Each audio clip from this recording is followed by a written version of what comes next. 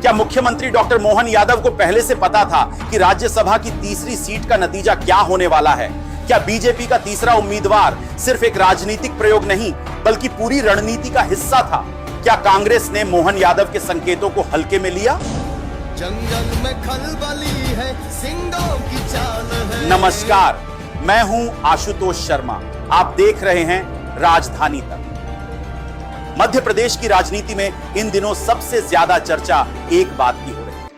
वह बात है मुख्यमंत्री डॉक्टर मोहन यादव की उस भविष्यवाणी की जिसे कई लोगों ने उस समय राजनीतिक बयान समझा था, लेकिन अब घटनाक्रम कुछ और ही कहानी कहता दिखाई दे रहा है।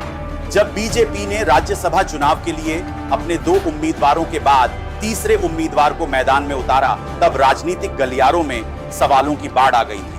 कांग्रेस को भरोसा था कि बीजेपी का यह कदम सिर्फ दबाव की राजनीति है, लेकिन उसी समय मुख्यमंत्री डॉक्टर मोहन यादव ने पूरे आत्मविश्वास के साथ कहा था कि बीजेपी का तीसरा उम्मीदवार भी जीतकर राज्यसभा जाएगा।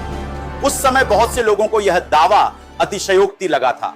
विपक्ष ने भी इसे राजनीतिक बयानबाजी माना, लेकिन अब जब कांग्रेस उम्मीदवार मीनाक्षी नटराजन का नामांकन निरस्त हो गया है, तब मुख्यमंत्री का वह बयान फिर चर्चा के केंद्र में आ गया है। सवाल उठ रहा है कि आखिर मुख्यमंत्री को इतना भरोसा क्यों था? कांग्रेस को उम्मीद थी कि राज्यसभा चुनाव में मुकाबला दिलचस्प होगा। इसी रणनीति के तहत पार्टी अपने विधायकों को कर्नाटक भेजने की तैयारी कर रही थी ताकि किसी तरह की टूट-फूट की आशंका न रहे। लेकिन इसी बीच बीजेपी ने कांग्रेस उम्मीदवार मीनाक्षी नटराजन के नामांकन पर आपत्ति दर्ज कर दी। सुनवाई के बाद नामांकन निरस्त हो गया और जिस चुनावी लड़ाई की तैयारी कांग्रेस कर रही थी, वह शुरू होने से पहले ही बड़े झटके में बदल गई।